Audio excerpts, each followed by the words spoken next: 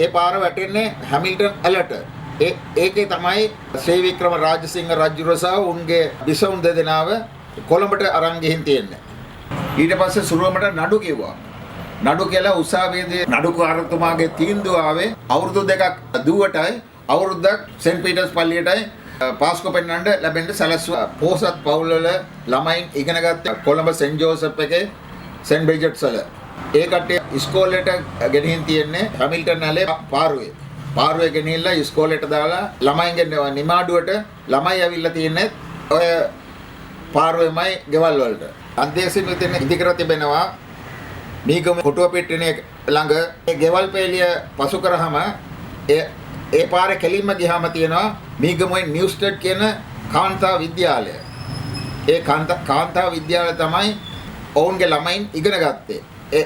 ඒක මීගම නෙමෙයි මාසිතට විදිහට මුළු ලංකාවෙම පළවෙනි ප්‍රයිවට් ස්කූල් එකක් කාන්තාවන්ට. ඒකේ බෝඩින් හවුස් එකකුත් තිබුණා.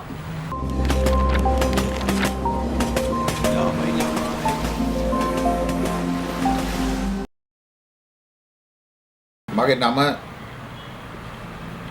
කුරුකුල සූර්ය එඩ්වඩ් ජෙරාඩ් පෝල් ශ්‍රියන්ත පීරිස්. මම ඉපදුනේ මීගමුවේ. මගේ උපන් දිනය 1950 ඔක්තෝබර් මාසේ 13 වෙනිදා. දැනට මගේ වයස අවුරුදු 75ක්. මා ගිය පාසල මාරිස්ටේලා කොලෙජ් මීගමුව. මම පාසලේදී හොඳ ස්පෝර්ට්ස්මන් කෙනෙක්.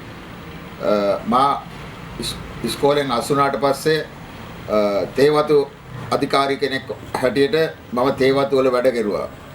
ඉන්පස්සේ මම ස්විට්සර්ලන්තයට ගියා රැකියාවක් සඳහා. එතන අවුරුදු 15ක් පමණ ඉඳලා 2001 මම ලංකාවට පැමිණියා. සෙන්ට් ජෝසප් ස්ට්‍රීට් එකේ හැමිල්ටන් ඇල ළඟ ගෙවල් දෙකකට මෙහා තමයි පදිංචි වෙලා හිටියේ මගේ දෙමව්පියෝ. මම එතන ජීවත් වෙන දවස්වල මම හරි ආසයි හැමිල්ටන් ඇල පටන් ගන්න තැන පුංචි පාලමක්. ඒ පාලම උඩට වෙලා මම හැමිල්ටන් ඇල දිහා බලාගෙන ඉන්නවා. පාරු ඇලේ පාරු වෙනවා.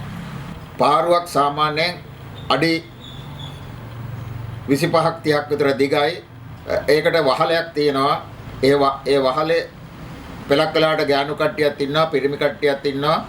ඒකase උයාගෙනත් කනවා.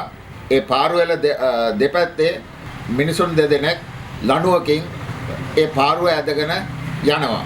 පාරුව පෙලක් කලාවට බැම්මේ අයිනට වදිනවා නම් ඒ වදින එක රිටකින් ඇලේ මැද්දට අරගන්නවා. ඔය පාරුව පටක් අරන් තියන්නේ පුත්තලමේ සිට බඩු අරගෙන තමයි කොළඹ යනකම් ගිහින් තියන්නේ. ඔය ගෙනින් තියෙන බඩු තමයි කුප්පරා ලුණු මුතුමැණිකුත් ගෙනින් තියෙන. ඒ ඔක්කොම අරගෙන තමයි කොළඹට ගිහින් නවගත කරන්න තිබිලා තිබෙන්නේ. කුලියාපිටිය, නාත්තණ්ඩිය, මාරවිල පැත්තේ පොහොසත් පවුල් වල ළමයින් ඉගෙන ගත්තේ කොළඹ සෙන්ට් ජෝසප් එකේ සෙන්ට් බ්‍රිජට්ස් වල. මම දැන් කියන්නේ ගොඩ කාලයකට ප්‍රථම. ඒ කියන්නේ කොච්චිකඩේ පාලම හැදෙන්නත් ඉස්සර. කොච්චිකඩේ යකඩ පාලම හැදෙන්නත් ඉස්සර. ඒ කට්ටිය ඉස්කෝලේට ගෙනින් තියන්නේ හැමිල්ටන් ඇලේ පාරුවේ. පාරුවේ ගෙනිහිල්ලා ඉස්කෝලේට දාලා එයාලා ඉස්කෝලේ බෝඩිම එක හරියෝ ගෙදරක හරි තමයි බෝඩ් වෙලා ඉගෙනුම් කරලා තියන්නේ.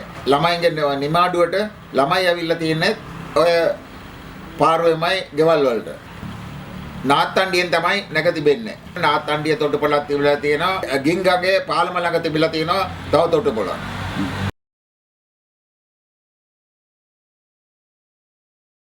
අන්තේසින් මෙතන ඉදිකර තිබෙනවා මීගම කොටුව පිටිනේ ළඟ මැතෝතිස්ත පල්ලියක්.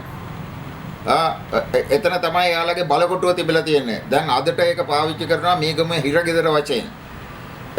ඒ හිරගෙදර ඉස්සරහ පිට තියෙනවා ඔවුන් විසින් සාදාන නිම කරන ලද ඔර්ලෝසු කණුවක්. ඒ ඔර්ලෝසු කණුවට උඩින් තියෙනවා මීගමේ තිබිච්ච පරණ උසාවිය. පරණ උසාවියත් සාදා තිබෙන්නේ මොවුන් විසිනුයි. දැනට තියෙන GA ඔෆිස් එක. GA ඔෆිස් එක ළඟ තිබුණා ඔවුන්ගේ මිනි පිට්ටනියක්. අද ඒක නැහැ. ඒට අල්ලපුව තිබුණා තව මෙතෝදිස්ත පල්ලියක්. ඒ පල්ලිය දැනටත් තියෙනවා.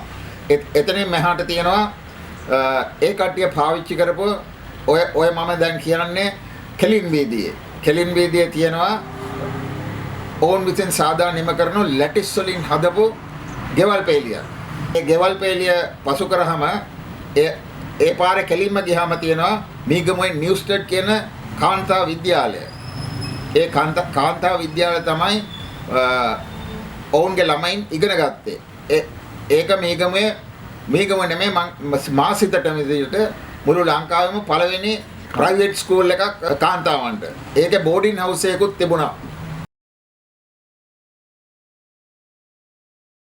ඒ කෙලින් වීදියේ හලාවත පාර පැත්තට ආපුවම කෙලින් වීදියේම කරෝල කඩ වීදිය කියලා පාරක් තියෙනවා.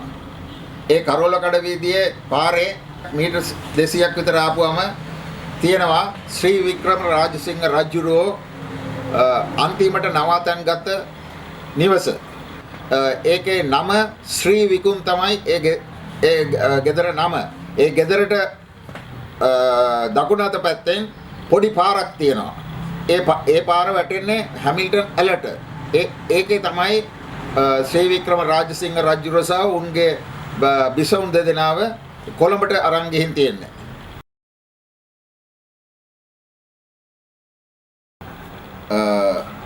මගේ වයස අවුරුදු 6 දී පමණ මම පාස්කු බලන්න ගිහින් තියෙනවා දුවේ. අපි යන්නේ හැමිල්ටන් නැල පටන් ගන්න තැනින් ඔරුවක නැගී තමයි එහා පැත්තට යන්නේ. ඒ යන්න හේතුව දුවේ තිබුණේ පාලමක්. පාලමක් නැති නිසා ඒ දුව පැත්තට කාටවත් යන්න බෑ බීගමුවේ ඉඳන්. එම නිසා අපි යන්නේ ඔරුවෙන් තමයි දුවේ පාස්කු බලන්න. ඒ දුවේ පාස්කු බලන්න අපි ගිහිල්ලා එන්නේ ඒකෙන්. ඔය දුවේ පාස්කු බලන ජේසුස්වහන්සේගේ සුරුවම ගැන ඕනනම් අය කොටින් කියනවා නම් ඕක මුහුදේ ඉඳන් පාවෙලා ආපු සුරුවමක්. ඕක ලැබුණේ මුහුදුගිය මාළුකාරයන් 3 දෙනෙකුටයි. ඒ මාළුකාරයෝ 3 දෙනා මේක ගොඩබිමට අරගෙන ආවා. ගොඩබිමට අරගෙන ඇවිල්ලා පල්ලියට දීලා පල්ලියෙන් දැන් මේක ප්‍රශ්නයක් වුණා. මෙතන 3 දෙනෙක් ඉන්නවා. එක්කෙනෙක් කියනවා මට ඕන, අනිත් දෙන්නා කියනවා අපිට ඕනයි කියලා. ඊට පස්සේ සුරුවමට නඩු කිව්වා.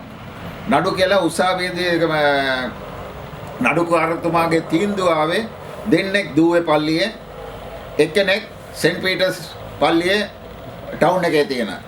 ඉතින් එම නිසා අවුරුදු දෙකක් දුවටයි අවුරුද්දක් සෙන්ට් පීටර්ස් පල්ලියටයි පාස්කු පෙන්වන්න ලැබෙන්න සැලැස්සුවා නඩුකාරතුමාගේ නඩු තීන්දුව අනුව.